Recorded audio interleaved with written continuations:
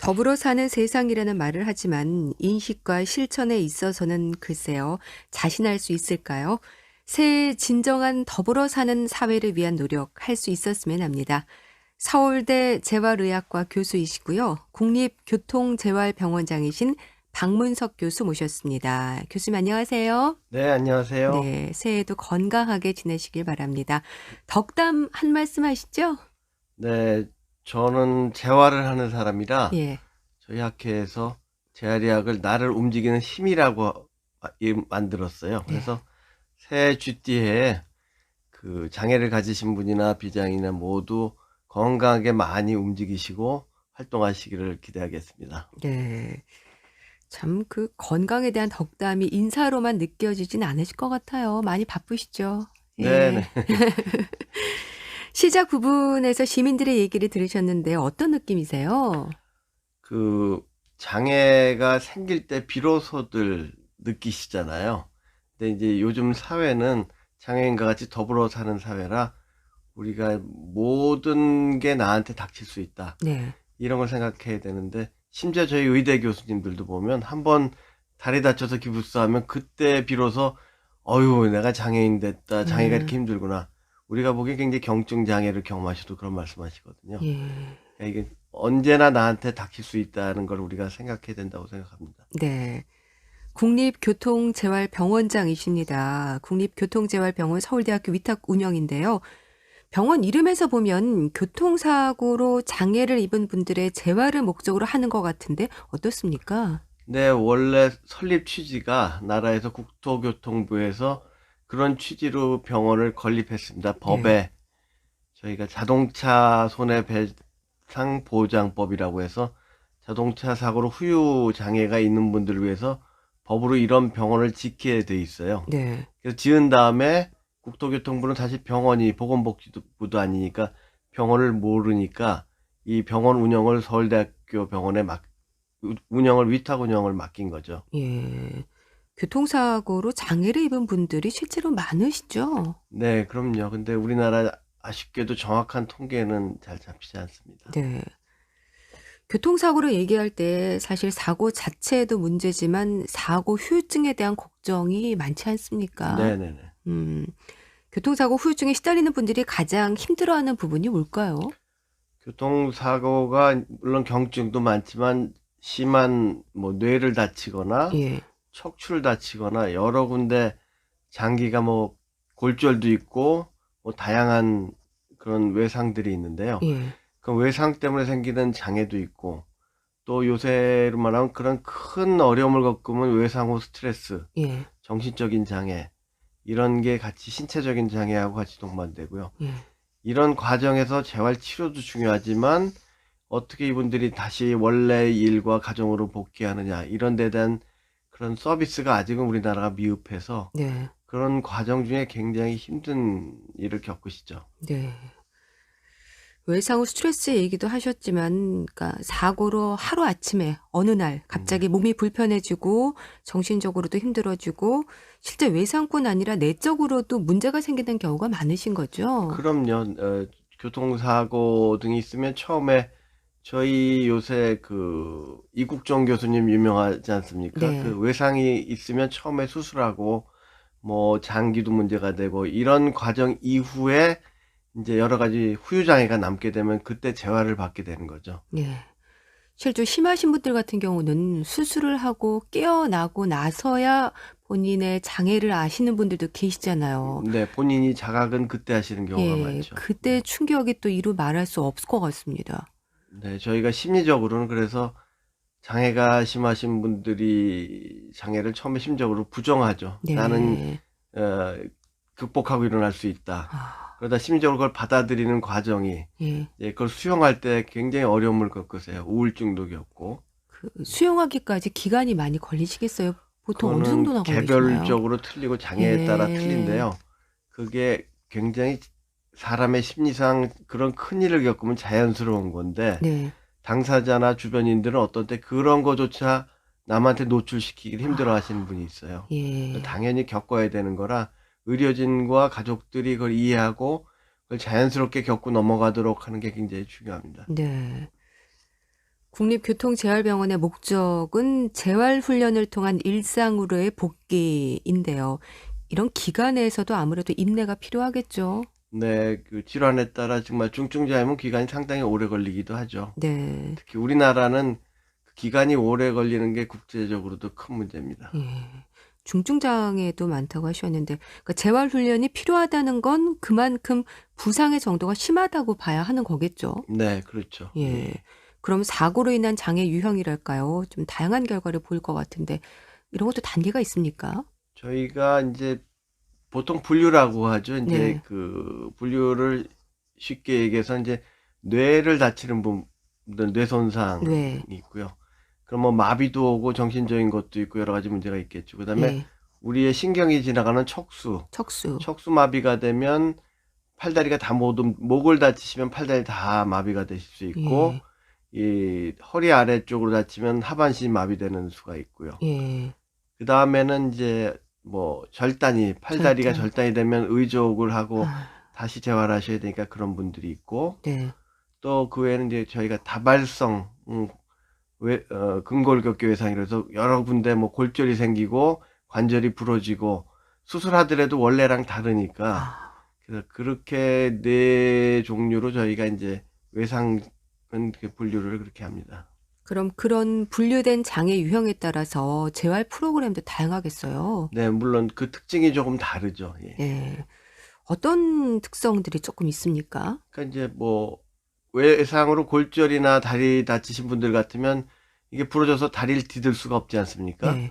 그럼 이분들은 예를 들어 수치료, 물속에서 이게 부력을 이용해서 아, 하거나 물속에서. 예, 그런 치료가 굉장히 효과적일 수 있어서 이제 그런 시설이나 장비가 필요할 수 있고 예. 또 척수 마비가 된 분들은 우리가 보통 장애인들 볼 때 척수 장애인 분들 예를 많이 들죠. 예. 그러니까 이분들은 마비가 돌아오지 않는 부분에 대해서 뭐 휠체어를 쓰거나 여러 가지 보조기구를 쓰거나 이런 것들이 같이 많이 동반되고요. 네. 또 뇌 손상이 된 분들은 신체적인 마비뿐만 아니라 이제 심리적인 문제, 음. 정신적인 문제 이런 것들이 같이 동반되니까 그 프로그램들이 저희가 뭐 그런 수치료, 기본적인 물리치료, 작업치료, 심리치료 이런 여러 가지 요소가 좀 다르게 제공이 됩니다. 네. 그럼 그런 프로그램은 어떻게 짜나요? 전문의로 구성이 돼서 짜는 건가요, 같이? 그렇죠. 저희가 쉽게 생각하시면 그 오케스트라를 생각하시면 되세요. 아, 그 각각의 치료가 각각의 개별 연주라고 생각하시고요. 예. 예, 저희가 이제 저 같은 재활의학과 의사가 이제 지휘자라고 생각하시면 됩니다. 그래서 네. 예, 환자분들의 어떤 걸 어떤 컨비네이션으로 어떻게 제공해야 되느냐. 그리고 각 치료가 개별적이 아니라 전체 하모니를 이루어서 환자분 치료의 목적을 이루는 거니까 네. 이제 지휘자가 잘 선정해서 편곡을 해서 각 파트가 각자만 나가는 게 아니라 네. 환자분의 재활의 목적을 맞춰서 해야 되고 구성도 달라지죠. 네. 그럼 그때그때 재활하기에 더 좋은 방향으로 또 수정이 되기도 하고 네, 하겠네요. 그렇습니다. 그래서 저희는 치료할 때 예. 단기적인 목표, 장기적인 목표 이렇게 아, 나눕니다. 그래서 단기적, 장기적. 단기적으로 뭘 성취한 다음에 장기적 목표는 최종에 퇴원해서 원래 하던 일을 하실 수 있나. 예. 장애가 심해서 원래 일해서 좀 직업도 바꿔야 되고 가정도 개조해야 되나 이런 것까지 한 게 장기적인 목표고요. 네. 거기 일주일, 이주일 단위로 어느 정도까지 성취하고 치료 프로그램 바꾸자. 예. 이런 건 단기적인 목표입니다. 네. 재활 프로그램을 해서 상태가 좀 좋아지면 프로그램을 또 옮기고 이런 그렇죠. 네네네. 단계들이 있네요. 예. 사고로 이제 여러 가지 장애 유형을 얘기해 주셨는데 근골격계에 문제가 생길 수도 있고 척추 손상이나 뇌 손상, 또 소화 손상의 문제도 있을 수 있지 않을까 싶어요. 네, 그렇습니다. 소화 손상은 저희가 참 아직 부끄러운 현실인데요. 예. 대부분의 이제 서울의 대형 병원이나 뭐 그런 외상센터에 모든 큰 질환들을 알 수 있는데 소화 질환은 사실 우리나라에서 소아 교통사고가 심각한 수준으로 많이 생기고 있을 텐데 뭐 자동차에 치는 경우도 있고 차 안에서 다치는 경우도 있을 텐데 네. 사실은 여기에 대한 자료나 이게 우리가 의료 전달 체계라고 그래서 이런 환자가 정말 이 전문적인 교통재활병원에 오거나 하는 시스템이 없어서 저희가 파악이 안 되고 있어요. 그래서 제가 네. 굉장히 이제부터라도 실태가 어떻고 중증일 때 정말 이런 기관에서 와서 치료해야 되는 거를 이제서 프로그램을 만들려고 합니다. 네. 사실 소아들 같은 경우는 뭐 성장도 하잖아요. 재활 그렇죠. 프로그램이 조금 다를까요, 네, 성향이? 굉장히 다릅니다. 그러니까 그 장애를 가진 채 성장을 하기 때문에 예. 어른들은 몸이 다 이루어진 다음에 어디가 뼈나 뭐 근육이 다 생긴 다음에 장애를 입어서 못 움직이더라도 변형이 없지만 아이들은 예를 들어 마비가 되면 마비된 부분이 자라질 않아요. 아, 그러니까 심각한 그렇군요. 변형이 생겨나죠. 예. 그래서 그 예방을 미리 알고 예방을 하면 그래도 어느 정도 괜찮게 유지할 수가 있는데 그걸 모르면 정말 성인이 됐을 때 왜 내 몸이 이 지경이 되도록 아무도 조언해주지 않고 의료 시스템에서 안 예. 해줬나 그런 원망을 할 정도로 심각한 변형이 생기게 예. 됩니다. 또 반대로 잘 치료하면 성인보다 더 호전되는 경우도 있겠어요. 그럼요. 그 아이들의 그 신경 조직은 특히 가소성이란 말을 하는데요. 예. 회복되는 능력이 어른보다 훨씬 빠릅니다. 그래서 예. 같은 척수를 다치거나 뇌를 다치더라도 아이들의 그 회복 속도는 굉장히 빠르고 능력도 좋고요. 예. 똑같은 마비가 있을 때 어른들은 휠체어를 타고 목발 짚고 못 걷는 신체 능력이다 하는데 아이들은 그 훈련시키면 목발 아. 짚고 다 학교도 다니고 할 수가 있을 정도로 예. 그 적응력이 좋습니다. 예. 그런 만큼 좀 적극적인 관심이 필요할 것 같습니다. 네, 그 시기가 굉장히 중요해서 시기를 놓치면 안 되죠. 예. 교통사고로 장애 진단을 받았을 때 마음도 힘들다는 이제 얘기를 해 주셨는데 이런 부분의 치료도 프로그램으로 준비가 돼 있는 걸까요? 어떤 상담 같은 겁니까? 네, 그 상담이 심리 상담도 필요하고요. 예. 또 사회복지사가 관여해서 그 장애가 있는 분들의 가족, 또 수입, 직업 환경, 또 주거 형태 이런 것까지 또 같이 다 상담해서 해결해 드리고 이런 것들을 우리나라의 그 공공복지, 저희 시군구에 다 복지 공무원이 있거든요. 네. 그럼 도와줄 수 있는 재원이 있는데 이런 것들을 그 의료기관의 사회복지사와 같이 연결해 드려야죠. 예. 그전에는 그걸 본인이 어떤지도 모르고 뭐가 있는지도 모르고 막연하게 나가면 전혀 그런 복지, 우리나라 복지가 굉장히 좋아졌는데도 불구하고 매칭이 안 된다고 하거든요. 이럴 때 예. 의료기관서부터 도와드려야죠. 아. 일상으로의 복귀를 위해서는 이제 아무래도 생활에 적응할 수 있는 훈련도 필요할 것 같은데요. 네. 장치를 달아서 가능하도록 마련한 운전 재활이라든지 네네. 집안에서의 편의 시설 같은 것도 살펴야 하는 부분이지 않을까 싶어요. 그럼요. 그런 것들이 이제 그 소위 말하는 선진국, 미국이나 유럽, 호주, 캐나다는 굉장히 잘 돼 있습니다. 네. 예를 들어서 뭐 다리가 의족을 쓰는 분은 손으로 하는 자동차를 써야 되겠죠. 기아나 브레이크를. 네. 하지가 마비된 분도. 그런 자동차는 우리나라도 지금 자동차가 만들어져 나옵니다. 아유. 우리나라 자동차 회사에서요. 근데 손목도 제대로 못 움직이는 분들, 쥐지 못하지만 손목 갖다가 하는 정도 움직이는 분들이 이제 목을 심하게 다치신 분들인데요. 예. 이런 자동차를 개조해서 하는 장치는 이제 미국에서 수입해야 되거든요. 예. 그리고 또 그 특별한 훈련을 이제 해드려야 됩니다. 그래서 운전 재활이라고 해서 그런 장치와 그 치료를 도와주는 분들이 있습니다. 네. 우리나라는 저희 병원, 산재병원, 국립재활원 아. 이런 곳에 그런 곳이 있고요. 예. 그런 훈련 서비스를 무료로 받으실 수가 있어요. 네.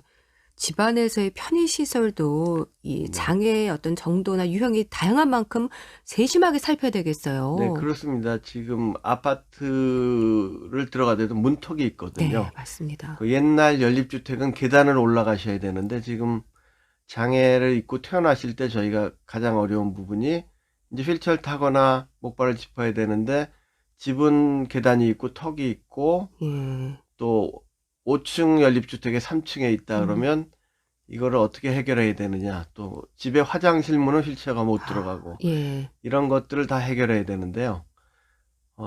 이런 점이 사실은 건강보험에서 저희 교통사고보험 또 산재보험에서 선진국은 다 제공이 돼요, 환자들에게. 그렇군요. 저희가 아직도 지금 새 정부에서 여러 가지 의료 혜택이 늘어났지만 예. 정말 질병을 살리는 약에 대한 치료도 중요하지만 이런 부분에 대해서 정말 저도 많이 떠들고 다니는 사람인데 네. 필요는 공감하시는데 이 정말 정책적으로 실현을 아직은 못 해주세요. 네. 이거 당사자들한테 맡기는 거는 너무 가혹한 행위거든요. 네. 몇몇 병원이 좀 시도를 하고 있습니다. 그리고 애초에 아파트나 집이 설계가 저희가 유니버설 디자인이라고 해서 애초에 이제부터 만들 때는 장애인이 편하면 비장애인도 편하거든요. 그렇죠. 그 문턱도 높고 예. 노인 인구가 우리나라 얼마나 많아집니까? 그래서 지금 장애는 이런 교통사고 장애인뿐만 아니라 정말 나이가 연령이 들어가면 기본적으로 여러 가지 장애가 당연히 수반되거든요. 네. 그래서 노령 인구화하는 우리나라에서는 모든 가옥 구조나 공공시설에서 이 베리어 프리라는 말 많이 쓰죠. 그걸 넘어서 유니버설 디자인이라는 개념으로 애초에 설계를 그렇게 해야 되는 시점이 됐습니다. 네. 좀 많은 분들의 관심과 배려가 필요하겠네요. 말씀하셨듯이 국립교통재활병원이라서 이제 교통사고를 중심으로 하는 재활 프로그램에 대한 말씀을 듣고 있지만 사실 장애로 인한 불편하면 뭐 사고나 질병, 또 노화로 인한 것도 좀 같은 시각에서 접근해야 하는 게 아닐까 싶기도 합니다. 네, 맞습니다. 저희 교통재활병원은 일단 설립 목적이 이런 사고로 인해서 생긴 장애를 주로 도와드리는 기관인데 네.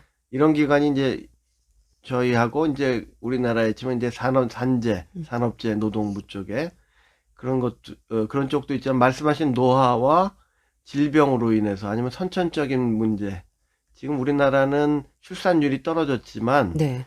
지금 아이들의 그 출산율 떨어졌는데도 불구하고 선천적인 미숙아나 여러 가지 유전성 질환은 늘고 있습니다. 그러니까 나서부터 장애가 있는 인구 비율이 늘고 있고 말씀하신 대로 노령화가 진행되기 때문에 네. 노령화에서 필수적으로 수반될 수밖에 없는 장애에 대한 이 대책은 일반적인 재활에서 굉장히 중요한 부분입니다. 네.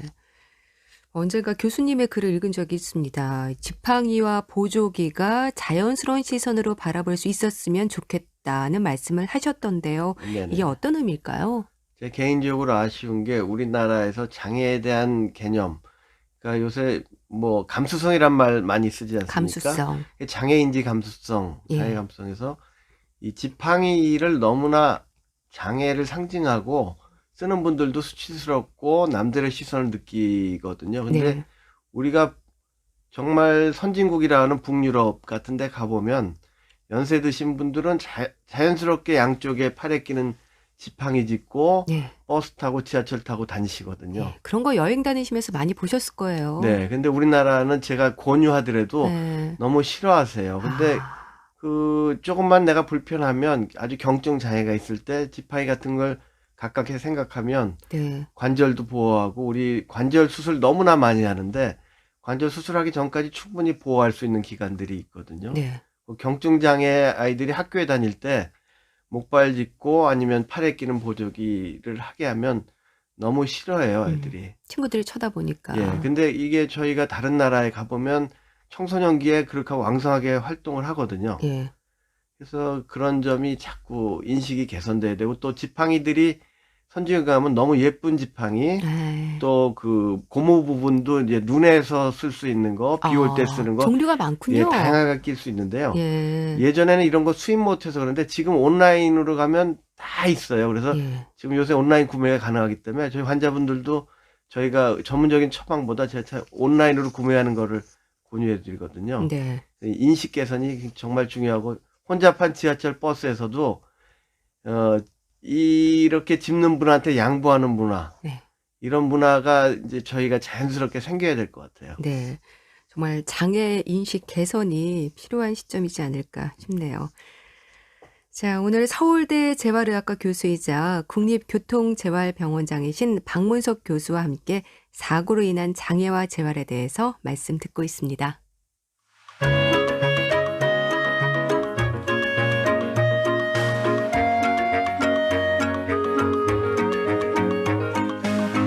건강한 생활의 중심 KBS 라디오 건강 365. 새해 우리가 함께 생각해야 하는 부분들, 사고나 질병으로 인한 장애가 있을 수 있죠. 그리고 장애를 바라보는 데 있어서도 인식 개선이 필요하다는 말씀을 해주셨습니다. 교수님, 인식 개선과 편의시설의 발전이랄까요? 그래도 변화가 좀 크죠? 네, 굉장히 변화가 크죠. 우리나라는 지금 서울이라는 대도시는 지하철 같은 경우에 몇몇 구역은 정말 장애인들이 편하게 오히려 선진국보다 런던 지하철보다 우리 지하철이 편한 부분도 있죠. 네. 하지만 이런 게 전국적으로 똑같이 돼 있는 게 아니라는 게 좀 음. 우리가 문제점이죠. 네. 사고나 질병으로 장애를 입은 분들이 이렇게 일상으로 좀 자연스럽게 복귀할 수 있는 방법이랄까요? 당사자나 사회가 좀 어떤 노력을 해야 될까요? 어, 당사자나 사회가 노력할 부분이 지금 경제적으로는 많이 그분들 도와주는 재원이 늘고는 있습니다. 근데 네. 이게 필요한 수요자한테 이제 제때제때 가는 게 어렵고, 예.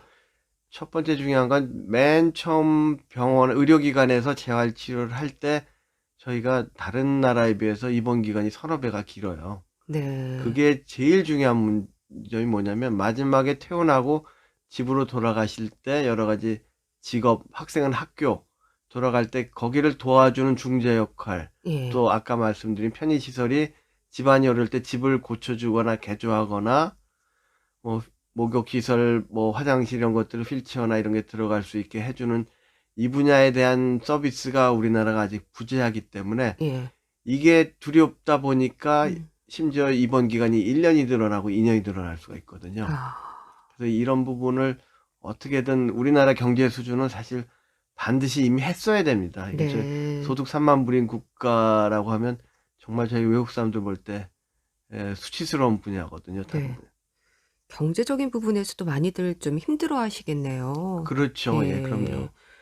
그 사회에 빨리 복귀할 수 있게끔 뭔가 도와줄 수 있는 그런 사회적 시스템이 좀 마련돼야 하지 않을까 하는 생각이 네. 듭니다. 이제 교수님의 전공 분야에 대한 말씀을 좀 듣겠습니다. 재활의학과 전문의시잖아요. 네. 여러 유형의 사고 환자들도 많이 보시는데 척수 손상 환자들을 주로 진료를 하시죠? 네네, 예. 그렇습니다. 척수 손상 이게 어떤 상태를 말하는 건가요? 척수는 우리 몸에서 뇌 밑에서 이제 신경이 쭉 저희 다리, 그러니까 엉덩이까지 척수가 내려가고 그게 다 팔다리 신경으로 내려가는 거죠. 우리의 아주 건물로 치면 중요한 모든 전선과 뭐 중요한 신경망이 다 일로 지나가는데요. 네. 여기를 뭐 외상이나 아니면 여러 가지 이유로 병으로 다치거나 손상을 받으시면 그 아래 부분이 마비가 되는 거죠. 그래서 예. 목을 다치시면 팔다리가 같이 마비가 오고, 가슴 아래쪽에 척추를 다치면 다리가 완전히 마비가 오는데, 원인은 옛날에 뭐 교통사고도 있었고 산업재해도 있었고 하는데 그런 양상이 우리나라는 굉장히 빨리빨리 또 원인이 바뀌고 있습니다. 네. 그러면 이 사고 후에 마비가 오는 건 척수 손상이 원인인 경우가 좀 많은 편인 건가요? 그렇죠. 척수가 소위 말해서 이 척추가 사고로 이제 신경다발이 끊어지는 거거든요. 예. 끊어지는데 신경은 회복이 잘 안 되기 때문에 그 연결이 안 된 부분은 현재 뭐 여러 가지 줄기세포나 뭐 재생의학 얘기는 나오고 있지만 아직 완전히 성공한 건 아니고요. 네. 그럼 이 척수 손상을 입은 그 원인이 주로 교통사고 환자가 많습니까? 그건 시대별로 다른데 네. 우리나라에 이제 한창 경제 발전하고 소득이 낮을 때는 저 산업재해가 많았습니다. 예. 70년대, 80년대. 그다음에 자동차 사고가 이제 자동차가 많이 늘어나고 자동차 사고가 많이 늘어났는데 뭐 자동차는 굉장히 많이 보급됐지 않습니까? 근데 네. 요새 음주운전 단속 또 과속 단속으로 해서 많이 줄었어요. 예. 그건 모든 나라가 선진국이 이미 그렇게 갔었고요. 그래서 척손상이 저희는 줄어서 저희가 할 일은 줄었지만 척손상이 줄어드는 건 굉장히 좋은 일이다라고 했었는데 최근에 다시 늘기 시작했어요. 왜 그런 건가요? 지금 아직 통계는 안 잡혔지만 1년 사이에 이제 저희 배달앱이 요새 뉴스 많이 나오지 않습니까? 예.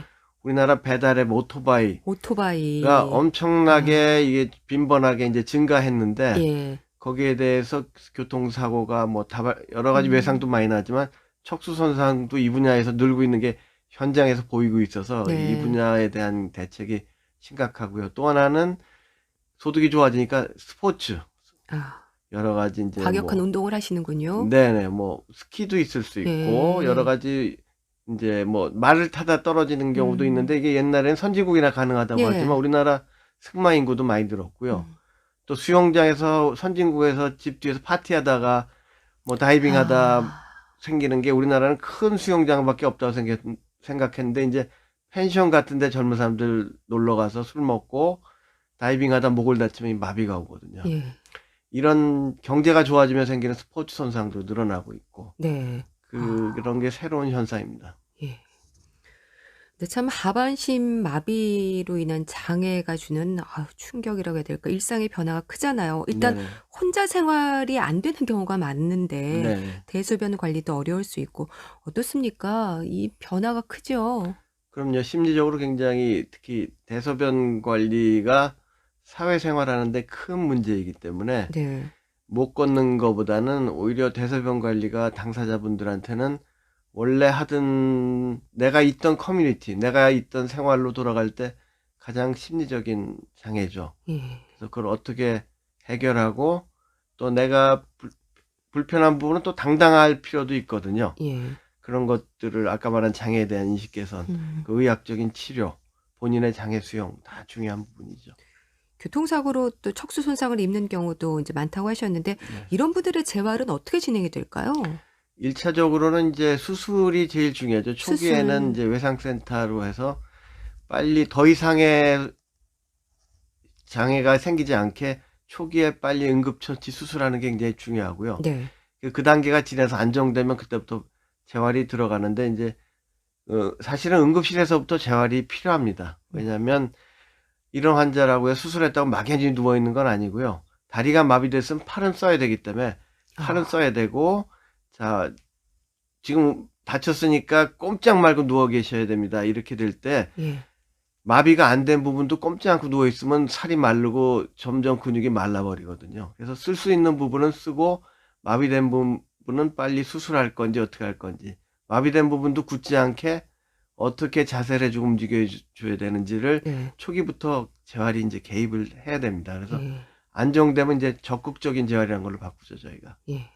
여기에서는 환자의 의지가 중요하겠어요. 환자의 의지도 중요하고 의료진들도 예. 아직까지는 우리나라 의료진 중에 초기에 재활이 이렇게 중요하다고 생각 안 하는 분들이 많으세요. 의료진 그렇군요. 역시 아직도 교육이 많이 필요합니다. 네. 그럼 재활 치료를 통해서 이렇게 척추뼈가 고정이 될 수 있는 건가요? 뼈는 수술로 고정될 수 있는 건데요. 예. 뼈보다 중요한 게 그 속에 있는 신경입니다. 음. 뼈 고정하는 거는 우리로 치면 이제 기둥을 잡는 거고요. 네. 진짜 중요한 신경인데 신경에 대한 수술적인 방법은 아직 없고 신경은 가만 놔두면 더 우리가 나면 이제 출혈되고 염증이 생기면 더 망가지거든요. 예. 초기에 그런 수술을 해서 더 망가지는 걸 막고 약을 쓰는 게 중요하죠. 네. 뼈는 나중에 결국 잘 고정됩니다. 그러니까 신경이 손상이 되는 건데 이걸 회복하는 게 가능한 건가요? 더 망가지지 않게 아. 예방하는 게 제일 중요하고요.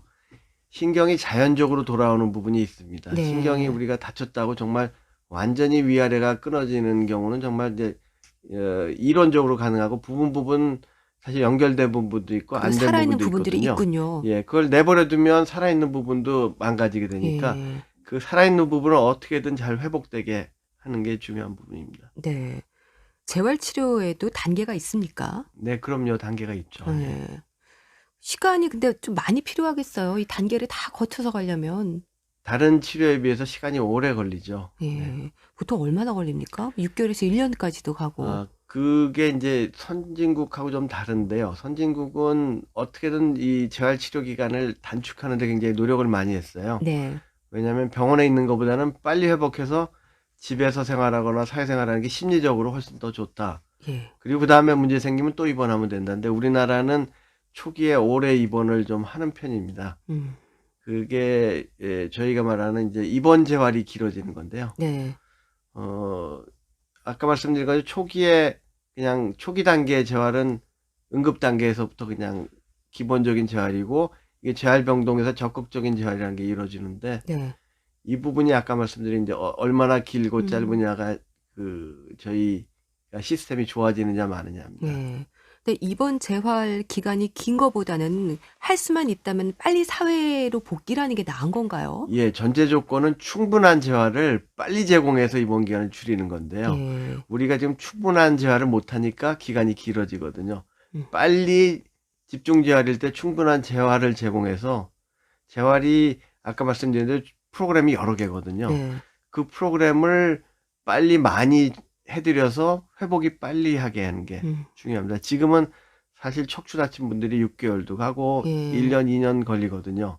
근데 선진국은 이게 하반신마비면 한 두세 달 이상 안 가고 사지마비라도 6개월 이상 병원에 안 있거든요. 그걸 빨리 저희가 개선해야 됩니다. 말씀하셨듯이 마비를 완화하는 재활뿐 아니라 그러니까 사회 적응 훈련이라든지 하는 부분도 준비되어야 하지 않을까 싶습니다. 사회 적응 훈련이라는 게 기본적인 상담 치료가 우선인 건가요, 그러면? 상담 심리적인 것뿐만 아니라요. 이제 그 의학적으로 저희가 말한 집중 재활 치료를 쭉 하면 네. 환자는 정말 이미 할 수 있는 치료는 다 끝났지만 예. 그 환자가 정말 휠체어를 쓰고 집에서 계단도 올라가 보고 예. 정말 가스도 내가 켜서 요리도 그러니까 해보고 어린아이가 되는 거네요. 예, 침대도 올라가 보고 하려면 예. 이건 새로운 도전이거든요. 그렇겠네요. 그리고 왜 이렇게 침대가 높을까? 음. 이런 것들을 다 병원은 원래 거기에 맞춰서 했기 때문에 쉽습니다. 예. 근데 집에 가면 이게 다 장애가 있기 때문에 저희 같으면 체험홈이라고 해서 예. 실제로 집같이 체험홈. 꾸며놓은 그 일종의 원룸 같은 거를 예. 꾸며놓고 거기서 훈련을 하게 해드리고 예. 국립재활원이나 저희 같은 게 그런 기관 시설이 있습니다. 근데 거기에는 저희가 그분들 위한 특수 시설을 해놨거든요. 네. 그래서 그걸 체험해보고 필요하면 이런 게 필요합니다.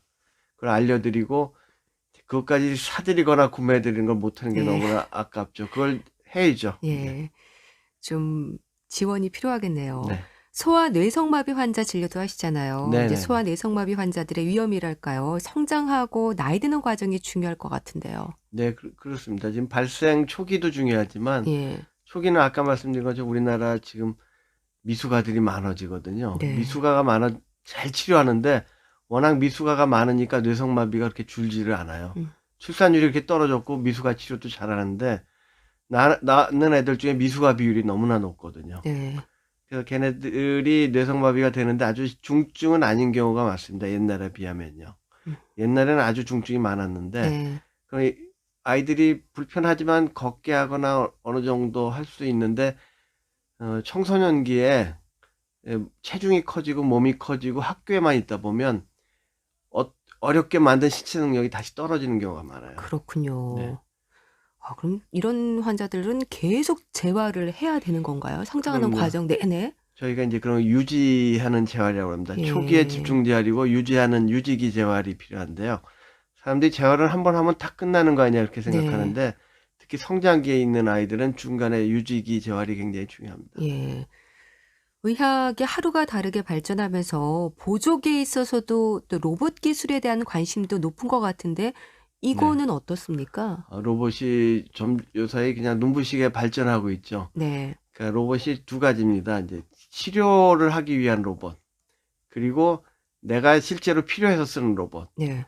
하반신 마비된 분들이 저희가 재활해서 마비된 근육을 만드는 게 아니라 다른 개념이죠. 내가 못 걸으면 내가 웨어러블 로봇이라고 입는 로봇. 요새 영화에 많이 나오지 않습니까? 예. 딱딱딱 입으면 그 안에 모터가 들어있어서 내 생각대로 이 로봇이 나를 움직여주면 되는 건데 지금 그 정도는 아니고 완전히 마비된 분들이 입고서 지팡이 정도 짚으면 스위치를 켜면 내가 몸을 좀 움직이면 로봇이 도와줘서 걷게 하는 그런 웨어러블 로봇인데요. 예. 지금 여러 나라에서 만들고 우리나라에서도 제작을 여러 번 했어요. 지금 예. 상품화된 게 있는데 문제는 이게 자동차와 같습니다. 대량 생산되면 싸지는데 이게 대량 생산이 아니라 아직 굉장히 비싸거든요. 가격이 비싸군요. 예. 아. 그리고 치료용 로봇은 이제 마비된 분들을 움직이게 해드리려면 우리가 그 6명이 사람이 들러붙어도 그분들 팔다리를 세우고 움직일 수 없고 불가능하다는 상태였던 거를 이제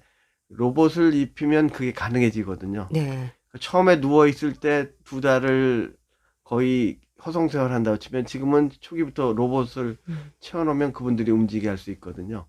그런 로봇이 있는데 우리나라에서도 만들어진 게 있고 선진국 거도 있고요. 네.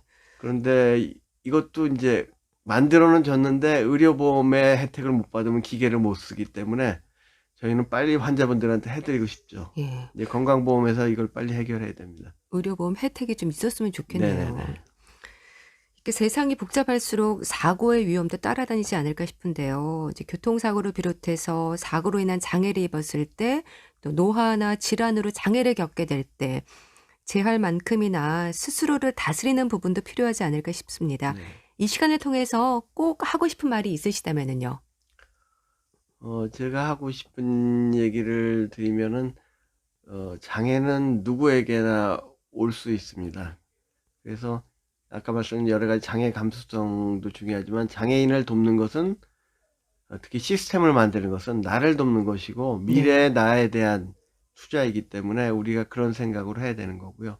그러니까 장애가 있으신 분들한테 중요한 것은 제가 아까 처음 말씀드린 것처럼 재활을 저희가 고민하다가 쉽게 나를 움직이는 힘이라고 얘기했어요. 네. 이럴 때 힘은 내 스스로 지금 망가진 신경을 아까 제가 현대의학에서 아직 못 고친다고 그랬지 않습니까?